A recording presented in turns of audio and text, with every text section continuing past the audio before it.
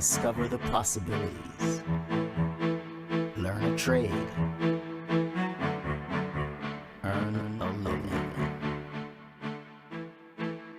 BTVI. Proud, true, blue. BTVI. Since 1980. Good evening, good evening, good evening, and welcome. Can you believe it? It is the end of another month, and we are right back here at our favorite place in this month's session of the Virtual Alumni Speaker Series. My name is Alicia Thompson, and I serve as Associate Vice President of Fund Development at the Bahamas Technical and Vocational Institute. Now for a little bit of housekeeping. Closed captioning has been enabled for the hearing impaired. We also encourage you to look around you, and we recommend that you sit with your backs to the wall because we don't want any surprises.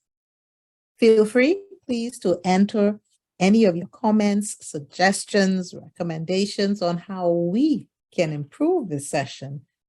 Enter those in the chat. You will also have an opportunity to engage and to place your questions in the chat after our speaker has made his presentation. Now, I would like to begin as we began the last time I hosted, and that was to offer a prize. And so I have a very nice BTVI prize for the first person who can enter into the chat the name of the last month's speaker. So if you remember the name of our guest speaker last month, and you're the first to enter that into the chat, then we have a prize just for you. While we're doing that, I would now like to call on alumna Zendra Neely, who will bring our official welcome. Good evening. I am Zendra Neely, and I am happy to once again welcome all of you to this exciting alumni series. By attending, you encourage us as an institute, and you encourage us as alumni because we like to show what BTVI graduates can achieve. Board members, faculty, staff, students, fellow alumni, and friends of BTVI, we invite you to become involved in the conversation during the question and answer period, and to drop your additional comments in the chat because we want to hear from you. Because we are virtual, you may sign on from anywhere, and we pause to extend a special welcome to those of you who are signing on from your various locations across the globe. We are so glad to see you. And guess what? Feel free to drop your name and location in the chat for a chance to win a BTVI giveaway. I ask one more favor.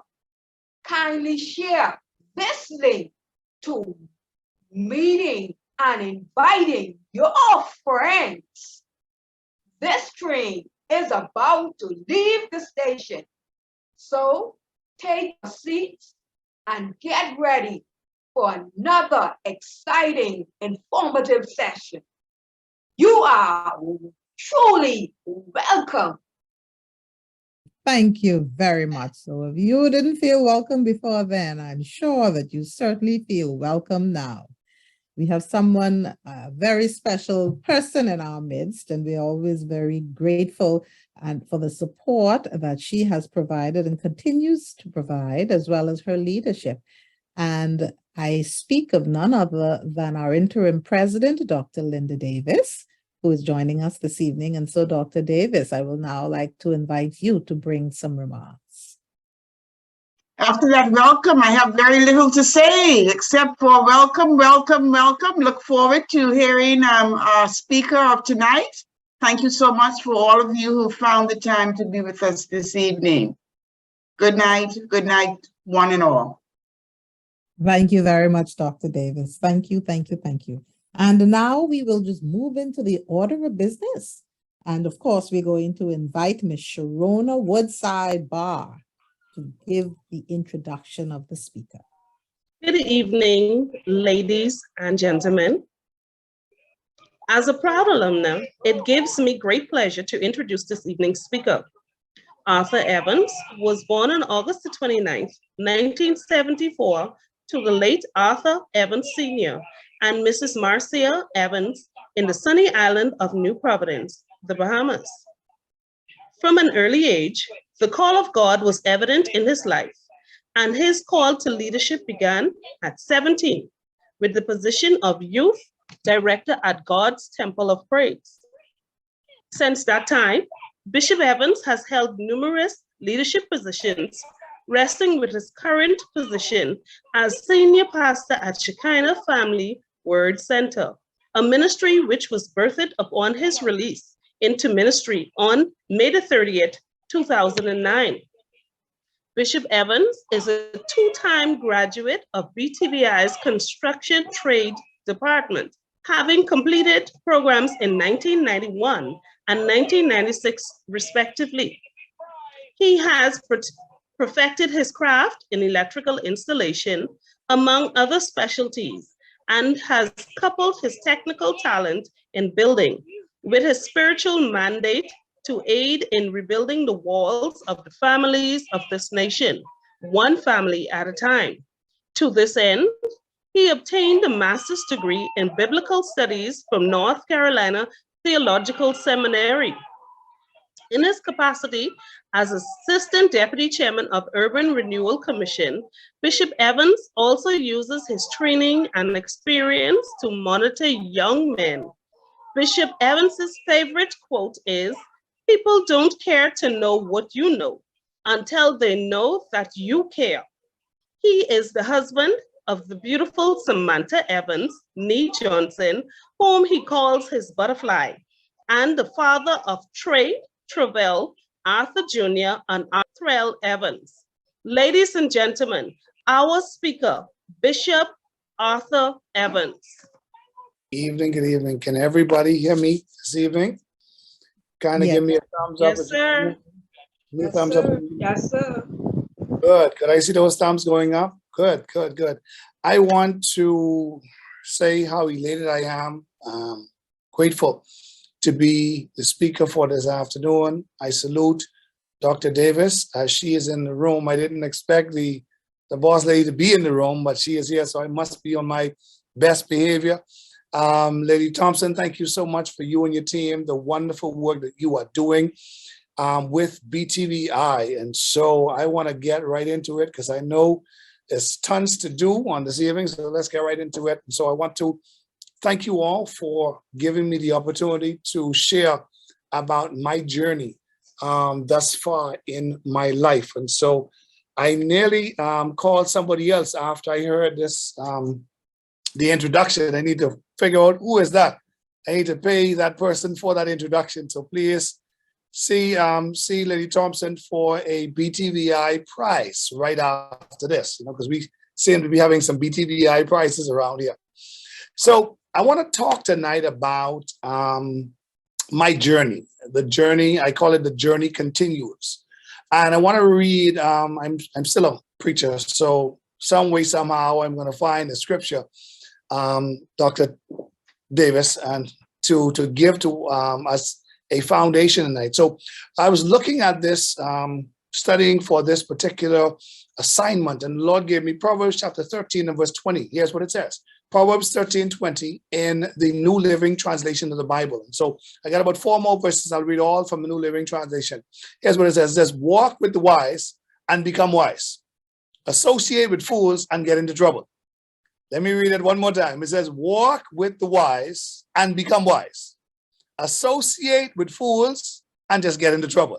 That's the New Living Translation of the Bible. It's Proverbs chapter 13 and verse number 20. Here's a couple of quotes I found for you. Drake, the singer, here's what Drake said. Drake said, sometimes it's the journey that teaches you a lot about your destination. He says, sometimes it's the journey that teaches you a lot about your destination. I could definitely concur with that. I found another quote from Gary Anderson. Here's what he says. He says, focus on the journey and not the destination. Joy is found not in finishing an activity, but in doing it. And I love that. He says, focus on where you are right now, because joy is found right where you are, and don't focus so much on the destination. You'll eventually get there. So let me tell you a little bit about myself. As my bio says, I am the husband of one wife. Next weekend will make us 27 years of marriage. We have 4 kids, and I have 1 grandson, the only grandson in the entire world, the only grandson in the entire world whom I will do anything for. And so I now understand, if I knew the power of a grandchild, I would have the grandchild first and then have the children. And so the power of the grandchild is something special. All right. And so I was born, as my bio said, on the island of the Providence in the Bahamas.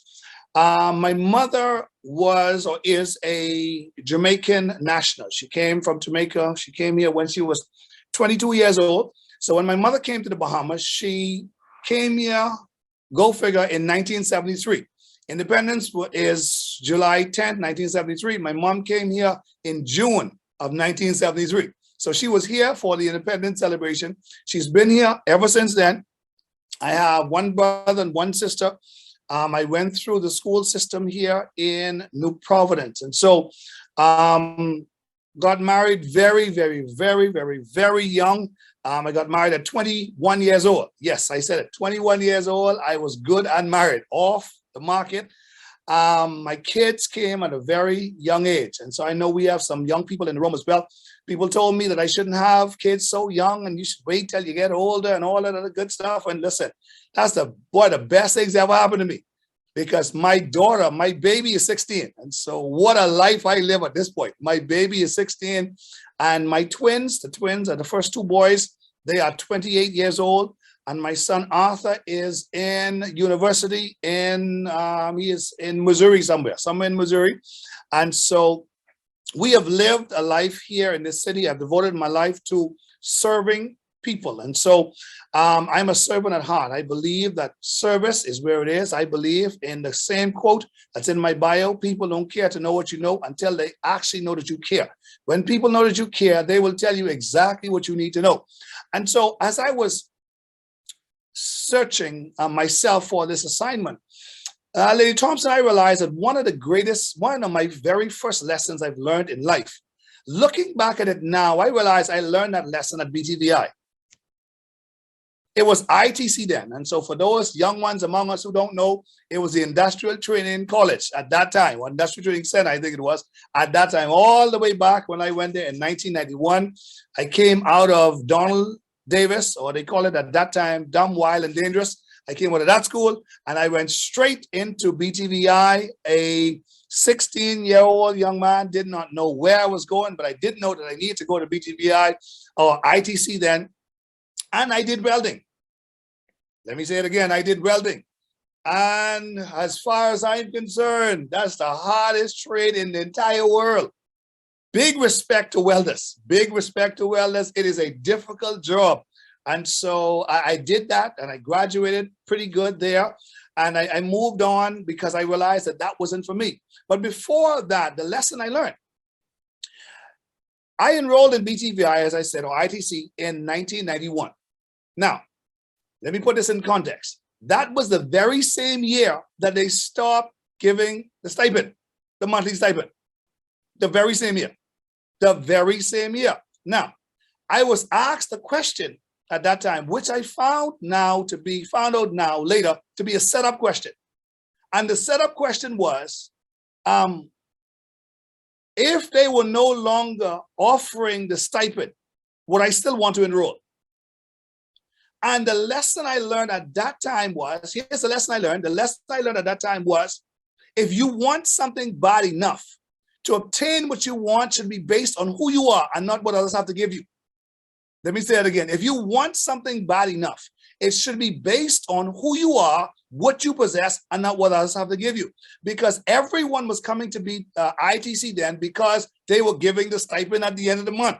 And the talk was, let's go up there, let's waste time, but the government was giving you some money.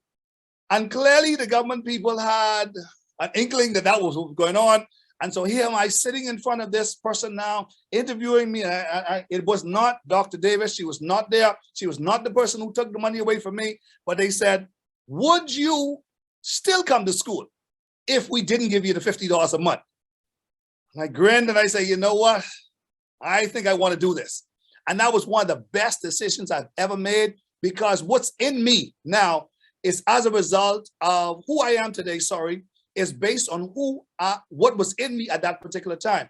You don't allow people to give you, to cost you to move. What was in me pushed me forward, even without the stipend. I still went through the program. I still enrolled. I still did what I need to do. I still did my practical. And I came out, I realized that that was a godsend, because I learned some more discipline. As a young man from the inner city in the gang, and this session really could have been from thug to theologian, because I was all the way down in the gang, but I learned some more discipline from BTVI. So let's talk a little bit about my career path. My career path took me to a company called Jonas George. And for those of you who are under the age of 25, 27, you don't know that company, but my career path took me to Jonas George, and it took me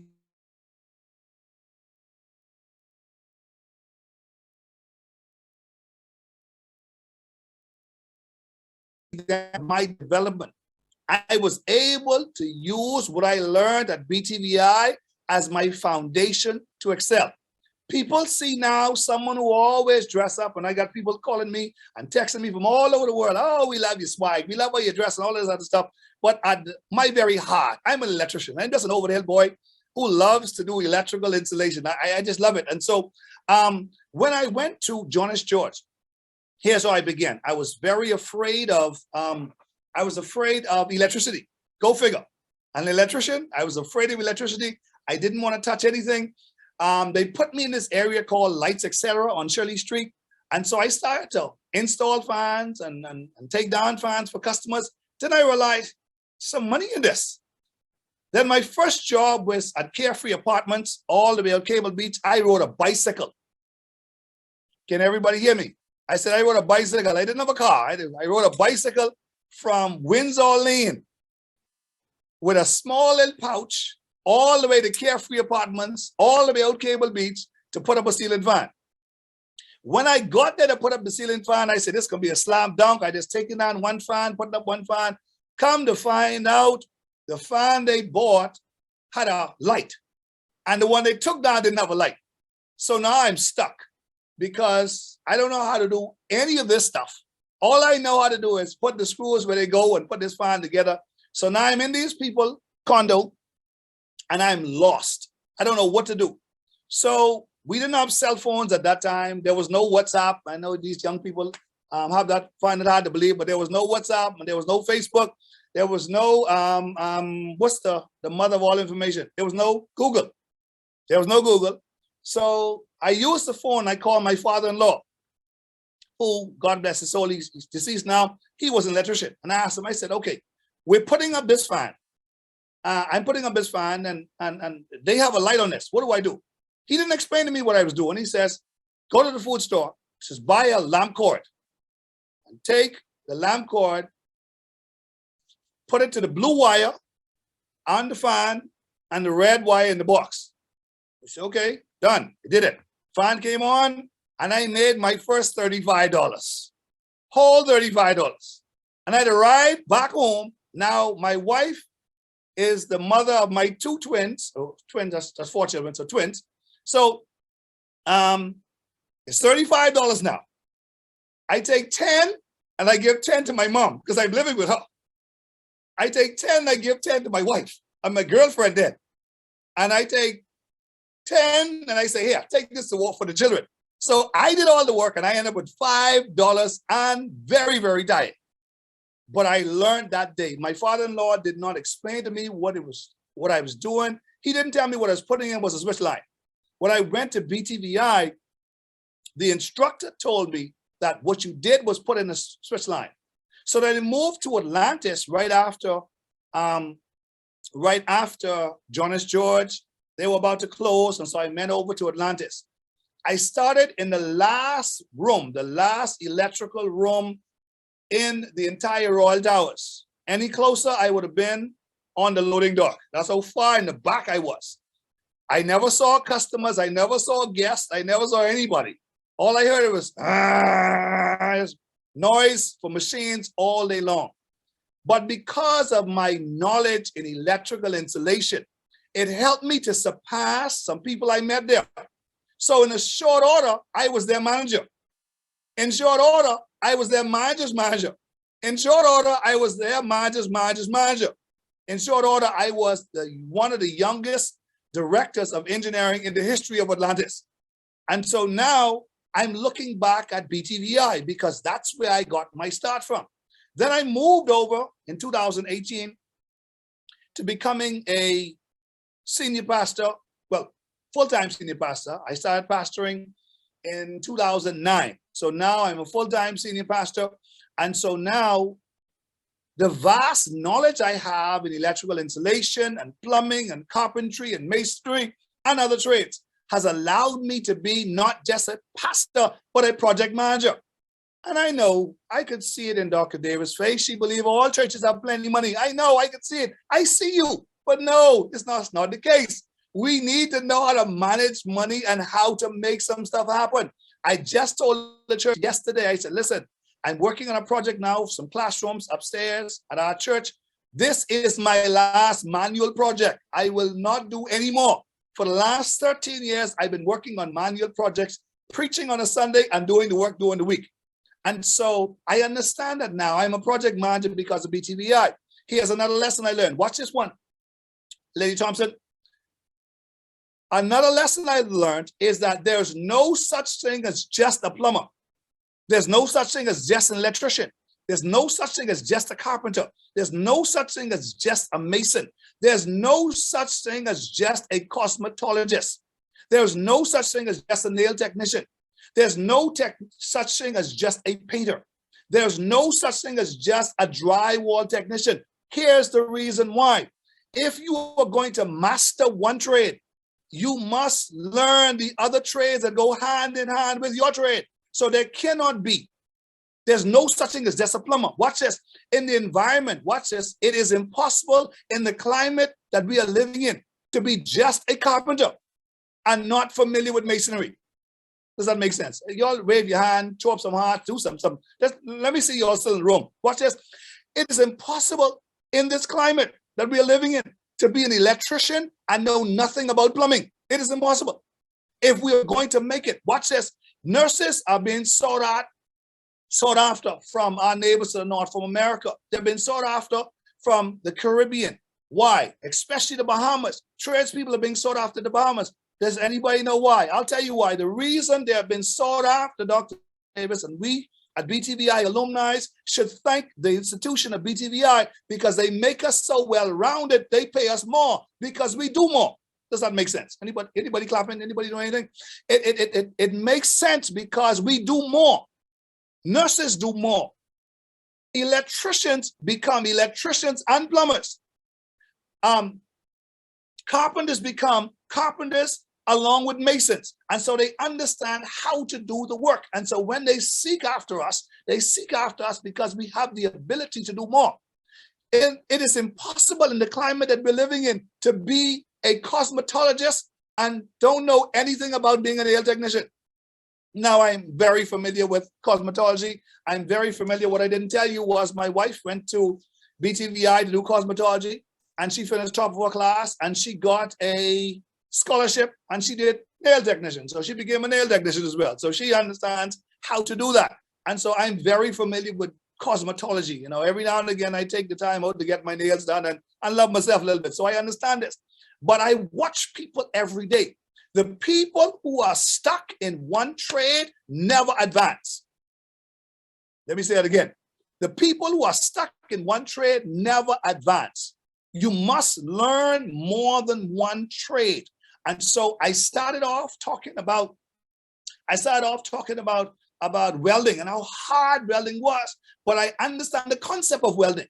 I understand the concept of it. So if I'm doing something now, they call number 5 steel, if they call half-inch plate, if they call these things, I understand it because I went through them. Watch this. I have found that BTVI can be considered, and I don't know if this makes sense to the great Dr. Davis, but here's what I figured out. I have found out that BTVI can be considered a journey and a destination. Here's what. Because I see she's looking at me now, I got to be on my best behavior. I found that it can be a journey because when you walk through the doors, you're unsure of where you're starting from. You don't know. There are kids who don't know where they're starting from. There are adults who don't know where they're starting from. And so it becomes a part of your journey. But watch this. It's also a destination because when you find out what you are called to do, you will never work another day in your life because you've found it and it is the end all be all for you. For me, no matter how dressed up I am, when I walk into a store, when I walk into the hotel, when I walk into a restaurant, I'm looking at lights, I'm looking at fans, I'm looking at these things because that's how I'm wired. No matter how dressed I am, I'm trying to figure out how. What's the lighting panel? What kind of switches they got going on here? If something happens, I want to know about it. In fact, I have it so bad till when we travel, I tell my wife, don't unpack before I check the room. I said, don't unpack before I check the room. So what I do is I go through the entire room myself. I check it because I'm an engineer. This is what I do. And so I want to make sure that where I'm staying meets a certain standard. Watch this. Another lesson I learned at BTVI, another lesson I learned. Watch this. And I'm sure Lady Thompson didn't know this one. Watch this. BTVI has more students than they have reflected on their record. And I can prove that.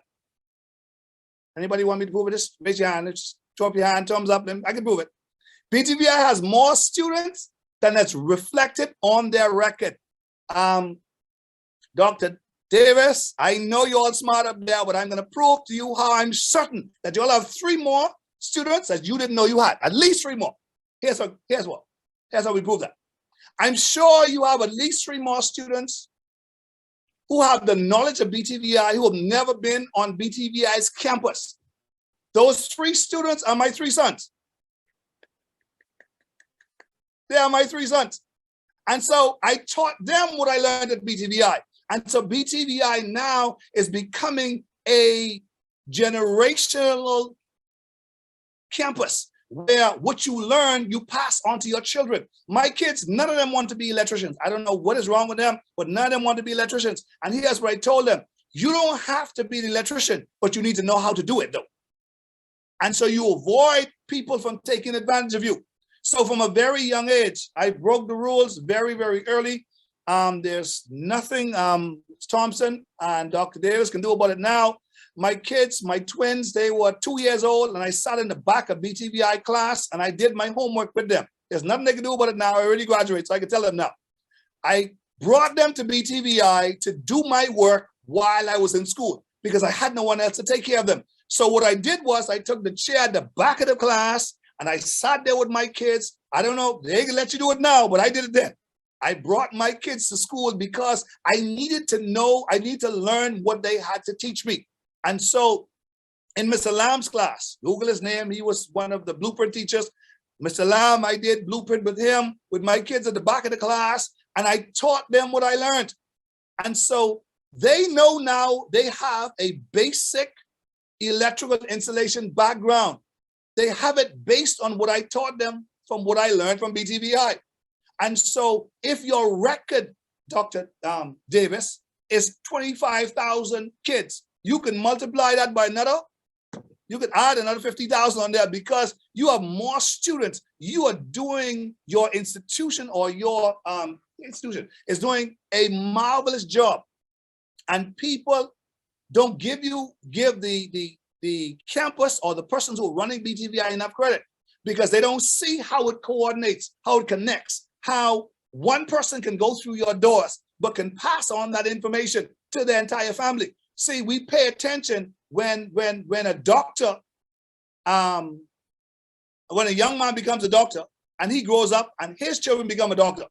So we pay attention because they went to the same schools, the Ivy League schools, and those kind of things we pay attention to. But we don't put enough attention on the people who come through your doors, who are now making their way in life, who has taught what you taught them to their children. And so I'm certain that there are more kids that can lay claim to BTVI than that's on your record, because I have at least 3 that's been on the jobs with me from they were very small, from they were very young. I took them on the jobs. I showed them how to pull wire. I put them in a hot ceiling. One of my sons, I don't know what is wrong with that boy, but he keeps falling out the ceiling. He keeps falling through the ceiling several times. In fact, his mother contracted him to do some work at my house most recently, and he fell through my ceiling. This was just 4 weeks ago. And so I had to come home. I was sudsing. I was so mad. I had to fix the broken pipe that he broke, and I had to fix the ceiling. I was too mad. But if I did not know how to do it, I would have to call someone to get it done. And so I took off my nice slippers and my nice short pants, and I traded in for some tennis and some other short pants, and I went to work because I know how to do it. All right. Now, before I wrap this up, I have put together an acronym using BTVI that I want to share with you, and then I'm going to be done tonight. Watch this. So it's B. So let's go to first B. Oh, the B. Let's go to B. Becoming a better person. The scripture I read a while ago, Proverbs Chapter 13, verse 20, I'll read it again, says, walk with the wise and become wise. Associate with fools and get into trouble. Becoming a better person requires you to be, watch this, the best version of yourself every day. It requires you to be the best version of yourself every day. And so that lesson I learned that walking one day, my car battery didn't start, and I'm close to Epic on, well, not that close, to Epic on Fire Trail Road. And so the car didn't start. I know it needed the battery. And so I began to walk to Epic Battery because I didn't have someone to call. So I walked to the Epic Battery in the hot sun in a long sleeve shirt. And people said, oh, he dressed nice, but I was so hot in that shirt. But I walked there. And as I was walking down McKinney Drive, the Holy Spirit spoke to me. And here's what he said to me. He says, there are at least 3 different versions of yourself. These 3 different versions of yourself. Okay, 3 different versions. Okay, here's 3. It's the good one is the good version. This is the version that we want everyone to see. The good version is what we want everyone to see. We want everyone to think that we're a nice person. We want everyone to believe that we're nice people all the time. That's the good version of yourself. The next version you can be is the bad version. Now, this version, only a few people has already seen. The bad version, a few people has already seen. And so the bad version, Dr. Davis is not saying for me, but someone has already seen it. My wife has probably seen it at least once in 27 years. But there's an ugly version. And this ugly version is the version you wish no one ever sees. Because I don't care how deep the person is, how beautiful they are, how handsome they are. I don't know if you know about it. I don't know if they told you yet today, but sometimes you could have very bad ways. There, I put it out there, just so you know.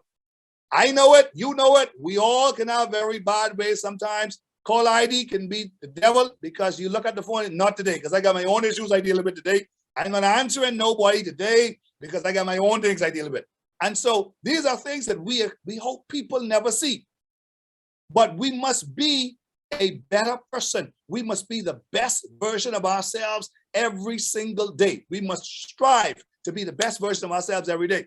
The T, B, T, not as a T. The T is to be teachable.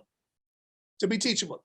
Proverbs chapter 4 and verse 7, here's what it says. It says, getting wisdom is the wisest thing you can do.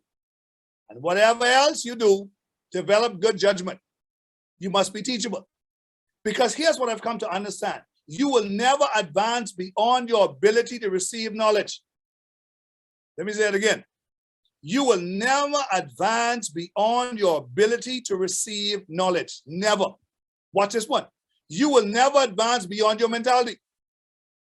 You will never move beyond your mentality. Here's what the Bible says. As a man thinking in his heart, so is he. You will never move past your mentality. And so you must be teachable. We must be learning every day. We must be available to learn every day. I don't care who you are. There's something you can learn every day.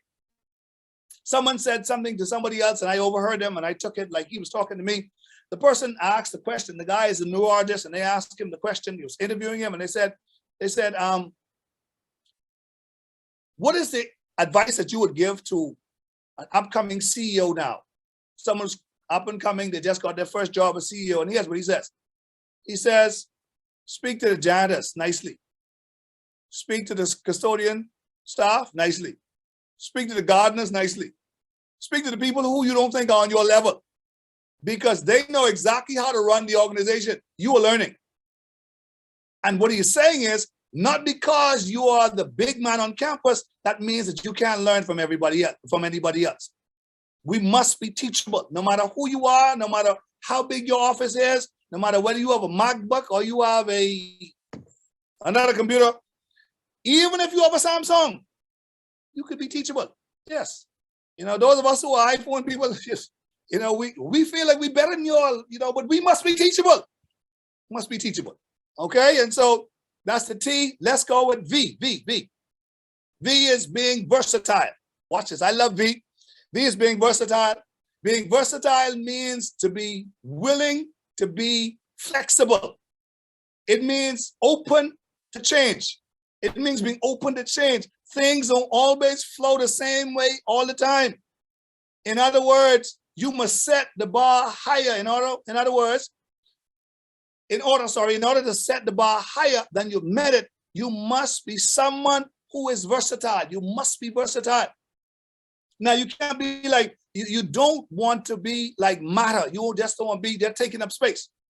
Now, those of you who came through Sunday school, and if you didn't come through Sunday school, I'm about to take you right through Sunday school right quick.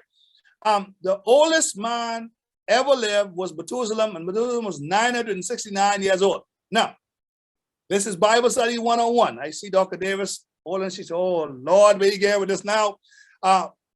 Bible study, Sunday school 101. Now, Methuselah was 969 years old. He was the oldest man to ever live. However, his biography was written in 3 verses.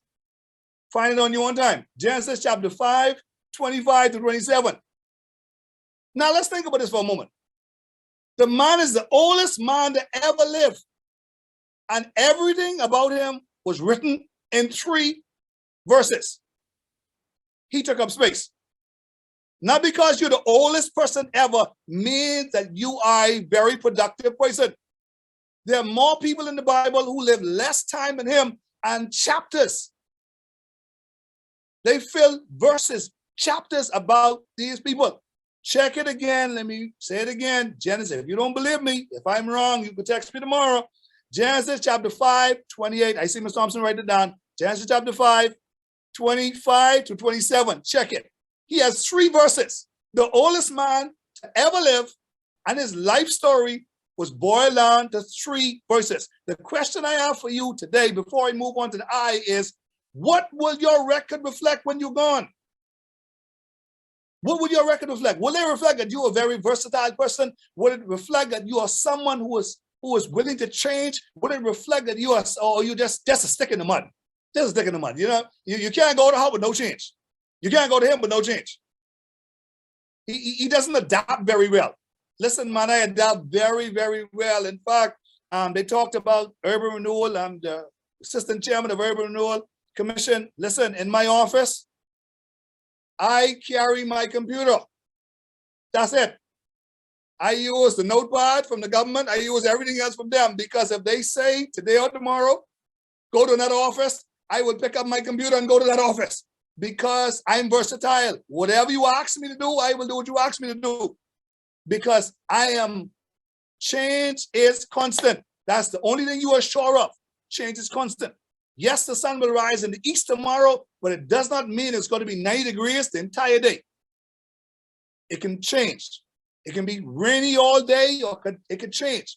And so we must be versatile. I got 2 minutes. Let me give you my last point in my 2 minutes. The I, unless you all say, boy, don't bring this fella back here because he gave you 3 letters and don't give it the last one. The I is you must be intentional. You must be intentional. Proverbs chapter 21 and verse 5. Proverbs 21:5, my last verse, it says, good planning and hard work leads to prosperity, but hasty shortcuts leads to poverty. Let me read it again, because I don't believe some of you all believe us in the Bible. Proverbs chapter 21 and verse 5, it says, good planning and hard work leads to prosperity, but hasty shortcuts leads to poverty. Being intentional means being willing to go the extra mile. Watch this. Being intentional means sacrificing today so you can succeed tomorrow. Being intentional means paying today so you can play tomorrow. Being intentional means making the sacrifices today, making the best out of your today. It's working hard today so you can. Now, I don't know how much people in this room, I heard this, and while I was preparing, I heard it again, and so I'm hearing it again now. I didn't even write it down. I want to say this to you. Bill Gates wrote something, and here's what Bill Gates wrote. Bill Gates says, if you're in your 20s, don't waste your 20s. He says, work extremely hard in your 20s, because if you waste your 20s, you will waste your 30s. And so I don't know how many people in the room in their 20s or close to 20s or whatever it is, but I just want to say to you, if you're in that area, don't waste time. Don't waste your 20s. It says work hard in your 20s. And when you get to your 30s, you will understand. You will understand how, why you had to put in that hard work. And so I am convinced that God can take a virtual nobody and make them into somebody. God can take somebody from East Street who grew up in a, what they call a clapboard house. And if you're still young and you don't know what a clapboard house is, so don't. Some of y'all don't know what that is. I grew up in a clapboard house, and God could take me from that point to get to where I am today, to be able to share this time with you in this particular session. I am so elated that I had the opportunity to share with you on this evening. And so don't waste time. Be the best person you can be. You must be teachable. And you must be versatile, but you got to be intentional. If you can work hard today, work hard with a goal in mind. Understand that there is something at the end of the day you want, and you want to push yourself to do it.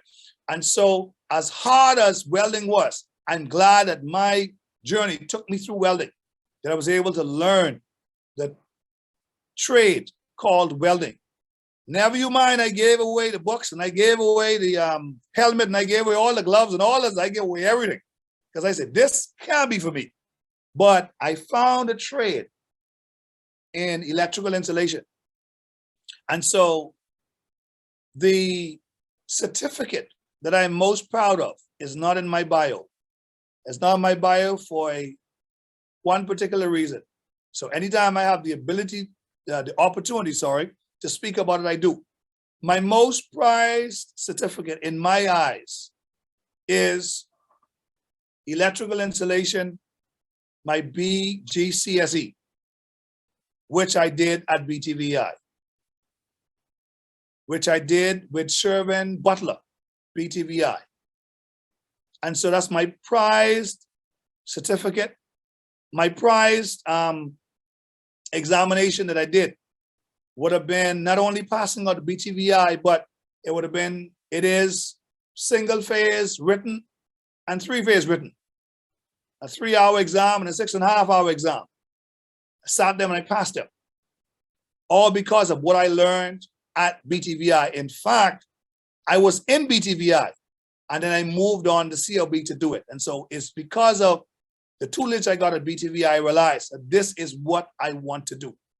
And so thank you all so much, Dr. Davis. Thank you for putting up with me. Lady Taylor, thank you so much for being, Thompson, thank you so much for being gracious to me and all of your team. The Lord ever bless you.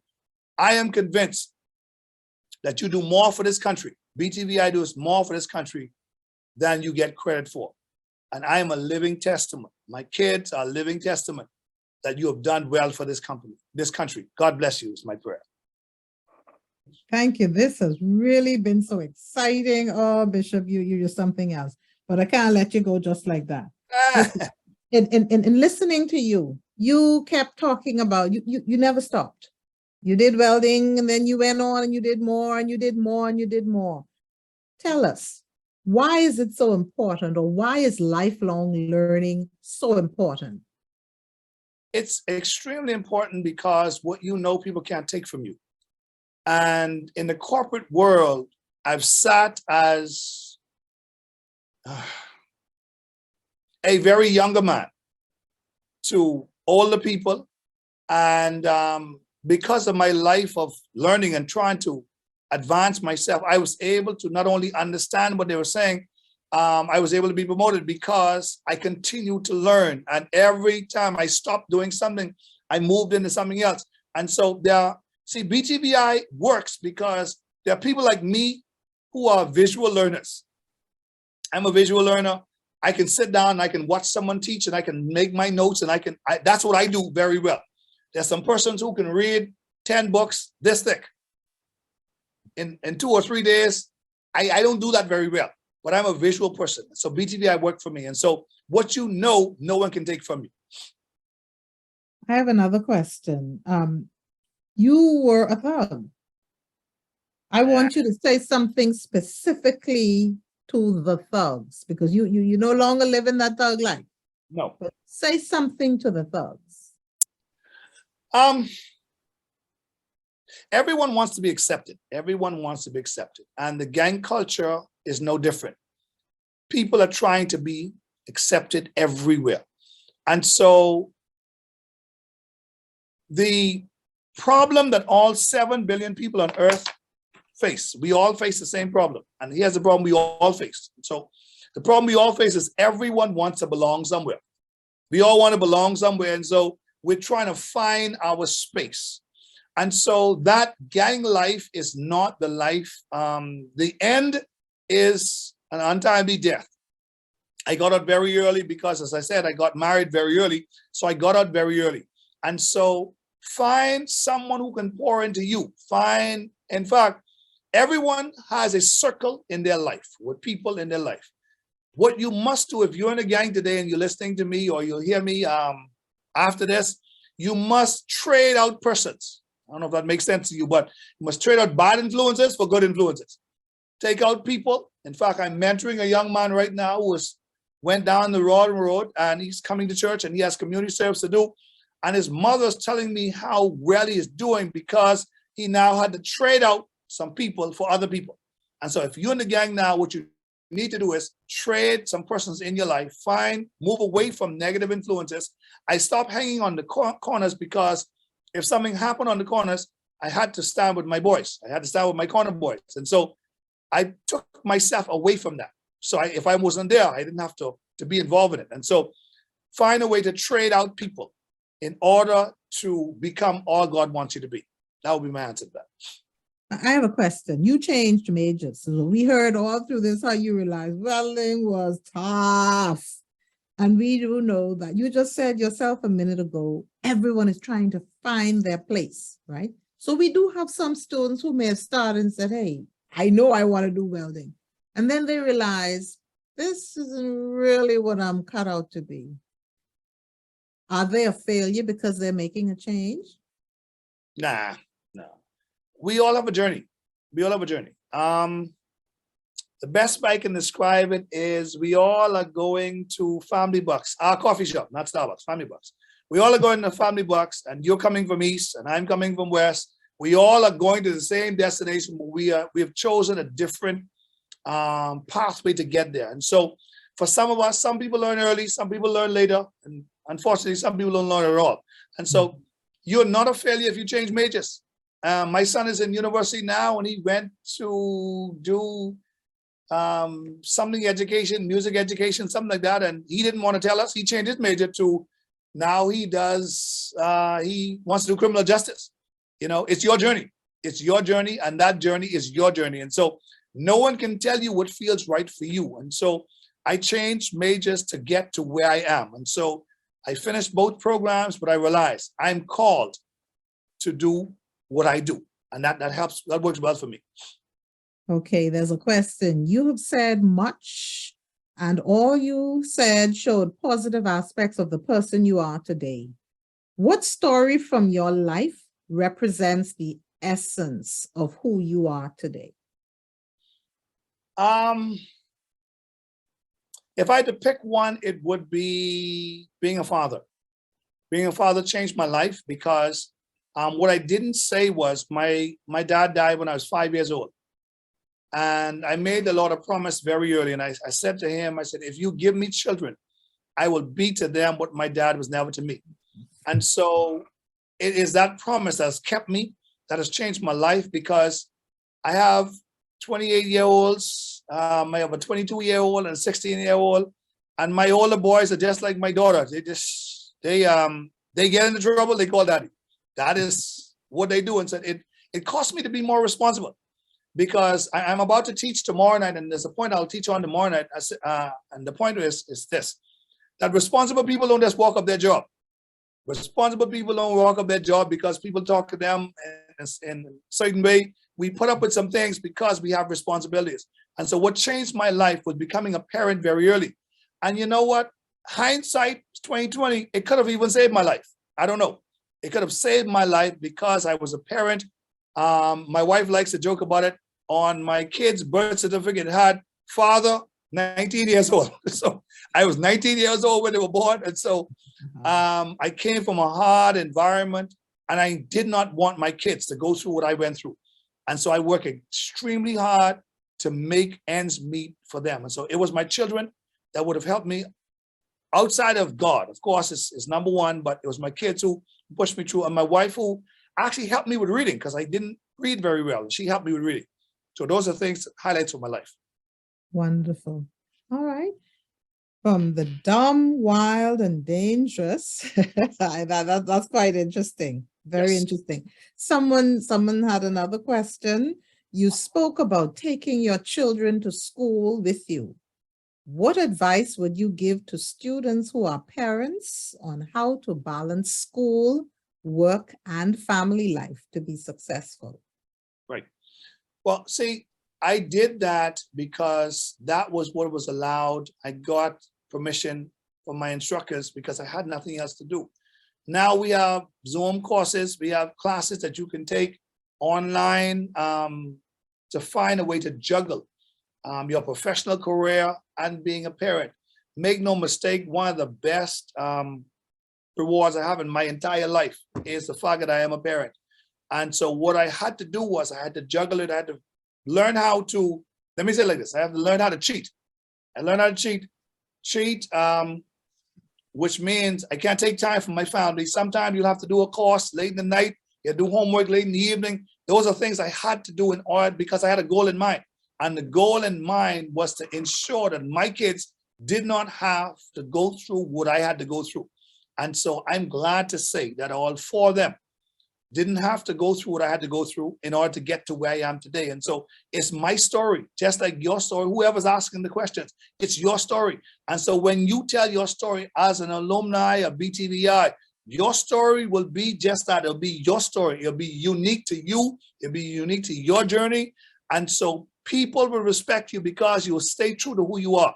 Balance as best as you can and never lose yourself. Never lose who you are. Wonderful. And you'd be happy to know that we have a daycare center now. So oh, wow. Students, see? yeah, I didn't even know that. Good so for you, Dr. David. Good for you. Wow. There are students who during the day while they're in classes, there is an option. But I am familiar with, and I do know what it is like for an adult to have their child and want to be in class, because I remember when I first joined BTVI in 2014, I taught business math as an adjunct. And I do remember the mothers coming and saying, you know what, I have a class tonight, I know, but I don't have anyone to keep my child, so I can't come. And so, like you said, Dr. Davis wasn't here yet. So plenty little children used to be in the back of my classroom too. But that's one of the things that people say about BTVI as well. We meet you where you're at, and we do make exceptions, right? So, all right, wonderful. So before you go, I give you one last opportunity to, oh, has he gone? I think he's disappeared. Okay. Yes, I think he disappeared. All right, but okay, well, I'm going to call now on Ms. Kadrin Carey, President of the New Providence Alumni Association, to do our wrap-up. Good night, everyone. Protocol haven't been established. Good evening, Dr. Davis and fellow presidents of the Alumni Associations in Grand Bahama and Andros. Thank you so much for being here. Thank you so much for your words of encouragement. Thank you so much for your stimulating speech. It was truly a memorable evening. Your words were, I mean, you have clearly researched subject, and your voice was a voice of sanity in today's topic, was so relatable. And I would also like to say that I am an alumni of Donald Webster Davis, DW. I'm not, the other one that you were saying, let's get correct. And, I was also president there of the student council. So this president thing seems to follow me around.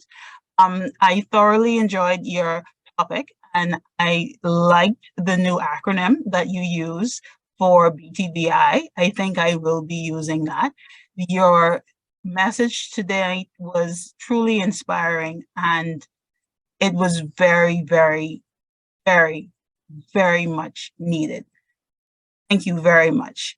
Now for the alumni updates. We are proud to advise that the Alumni Association, like I said, is expanding, and the Alumni Association is in Andros and in Grand Bahama. We ask you that you please monitor our social media platforms, as we do have upcoming events in 3 of the locations: the Proverbs Chapter, the chapter in Grand Bahama, and the chapter in Andros. We are also looking forward to the BTVI Distinguished Alumni Awards that we are planning. The nominations are closed, and we thank everyone who has nominated a distinguished alumni. So the countdown is on for the show. Get your gowns, your tux, and everything ready, because it's going to be an awesome event. Also, please remember that we have alumni branded items that are on sale, and you can make purchases from Mrs. Tucker or the AVP, Mrs. Thompson. They can be purchased, and you can call 502-6321, or you can email at alumni@tvi.edu.yes. Once again, thank everyone for coming, and it was an awesome night and an awesome presentation. Good night, everybody. Good night, and thank you. See you again next month for another exciting session. BTVI. Thank you. Discover the possibilities. Learn a trade. Earn a living. BTVI. Proud, true, blue. BTVI. Since 1980.